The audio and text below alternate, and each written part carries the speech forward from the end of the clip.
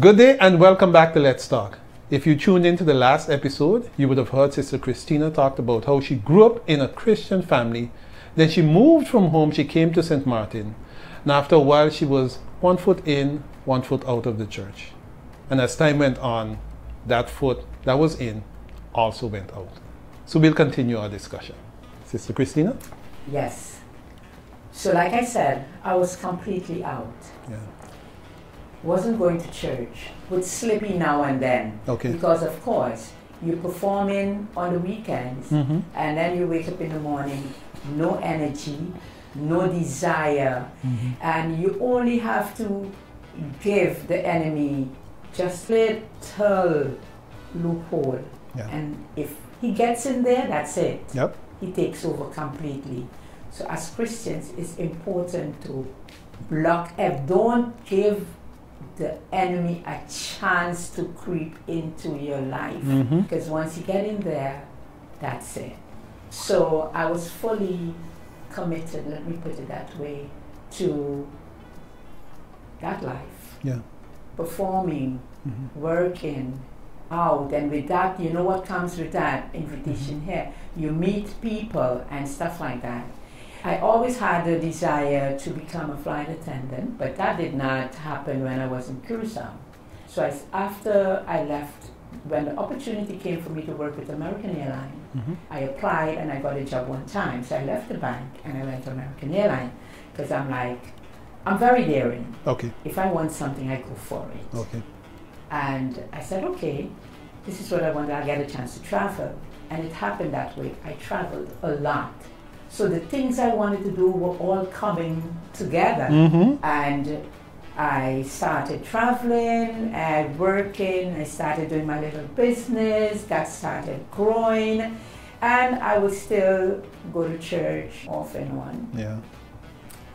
But all along, there was still this emptiness. And I believe God allowed me to experience all of this because He heard what I said. I wanted to know, what am I testifying about that God saved me from? Yep. So for me, it was like, now I look back, for me, it's okay, my child, I will allow you.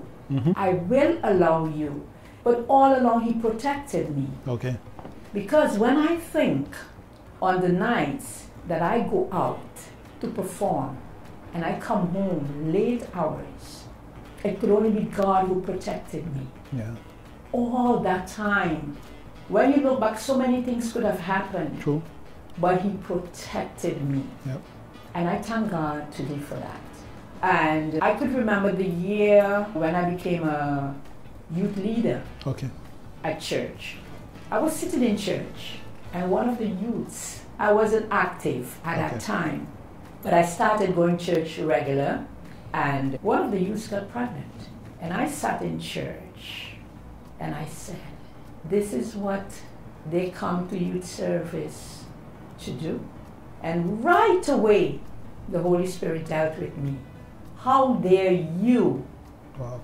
How dare you say that? What are you doing to help those youths? How dare you say that? And I was convicted. I was like, wow, how dare you speak about the youth like that? What are you doing? Sitting in your seat criticizing, and you're not doing anything to help the youths? So that year, I postulated myself as a youth leader. And I think God started dealing with me from then. I enjoyed my time as a youth leader until when I had to leave and go to Curacao to take care of my parents. I chose to give up everything and go to Curacao. I lost a sister, and shortly after that, my parents aged rapidly. Mom started getting Alzheimer's, early stage of Alzheimer's, and I thought it was best to give up everything and go home and take care of them. I was in the position to do that because my other sister was married with her family, kids, going to school here, and I was single, no attachment, so I could have gone back home, relocate back home, and take care of my parents. So I did that. I went home and I stayed 11 years I chose not to put my parents in a home. I wanted to give back to them all what they gave to me. When I think on how many times we were all under the influence of flu at home, and mom had the flu as well, and she's still putting her hands in water, still washing clothes, still taking care of us and not complaining. Yeah. When I think on that, I'm so grateful. Yeah. And I said, this is my time now for me to go back and take care of them. I just couldn't imagine them in a home and once a week or twice a week they see us, or they want something to drink and they asking and nobody looking at them because they have to take care of everybody else, and that sadness just creep inside of me. I said, no, I won't be able to live with that. I want to be there when they need me, because when I needed them, they were there. So I went home, took care of my parents. Mom passed first, and then 4 years after, my dad passed. Everyone said, we giving daddy six months after mom. He's not gonna hold out longer. And I said, no, in myself. I said, no way. I need to keep dad for a bit longer. Okay. So I nurtured him with love. I could remember the Psalms that I read him every single day, Psalms 91. And his sight started to leave him. He started losing his sight. Yeah. And I prayed and I said, Lord, take daddy before his sight go completely. Okay. And I remember the last Christmas, we were in the living room, and he said, Teen, he would call me Teen or Teeny. And he said, Teen, you there? I said, yes, daddy, I'm right here. He said, it's dark in the room and the lights were on. Yeah. So I knew he was going completely. Yeah. And I prayed. And the February, God took him home. After that, I stayed in Curacao, went back to work with the airline, and I stayed until I spent 11 years in total. Okay. Including the years I took care of my parents, 11 years. And 8 years ago, I came back to St. Martin with the intention to stay just for 2 years and go back. But God had other plans. I landed a good job, and I stayed here until time for pension. But when I came back, I started looking around for a church. Because of course, after going 11 years, I must say this, just the year before my sister died, the January, this is 21 years ago. Wow. That December, I was in my boutique in town, right in the alley of Oranje School. It's now Tea Closet. Okay. But I had a boutique there. Yeah. And this emptiness. But I was serving God closer to Him, but yet still not fully committed. Okay. And I kept feeling this emptiness, and I said, you know what? Tonight, that was the 31st, I said, I'm going to rededicate my life to God. I'm going to go to church, and if there's an altar call, I don't care who go.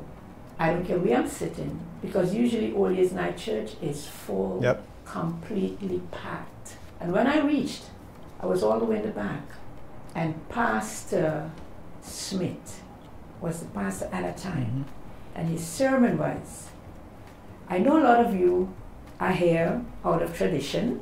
We have to come to church before the year turn over, and then from here it's party time. Yep. But I have a question for you. If you don't make it to see the year turn over, if you don't make it to see the morning, are you prepared to meet God? That was all I needed, because I knew I wasn't prepared. Yep. Living the life, but still I wasn't prepared. And I said, this is it. And that day, that night, I rededicated my life to God. 2 weeks after the 17th of January, tragic hit the family. My sister died, but God prepared me. He was preparing me for that. For that. I was the one who could have prayed and kept the family together. And I thank God. I remember at her service, I said something, and people could not understand what good could come out of this. How could she say something like that? Yeah. I said, something good will come out of this. That sounds crazy. What good could come? But you know, the good that came out of it is that it drew me closer to God. And sometimes we don't understand what God does. But even that, if He has to take what is there to you to get your attention, as hard as it is, because He had a plan for my life. He had a plan for my life. And I rededicated my life to God. That was 21 years ago. And after coming back up 8 years ago, I was searching, going to different churches. And when I reached here at Good News Baptist Church, I felt what I was looking for. And here is where I settled for 8 years. Not 8, it was less than 8 years. Okay. 8 years since I'm back, but I think it's going to make me like 3 to 4 years that I'm a member. Yes. Yeah. Okay. And I don't regret not 1 minute of it. I've grown spiritually. Again, God was preparing me for the challenges that were to come. When I thought I had the worst. What worse could happen than what I've been through? So the Christian life, maybe someone would say, but being a Christian and you're going through all of that? Yes. He was molding me. He was preparing me. He was doing something with me. All right. Thank you once again, Sister Christina. And thanks for tuning in to Let's Talk. Of course, listening to this conversation so far, you would know that this conversation is not over. Tune in when the next episode comes out. Thank you.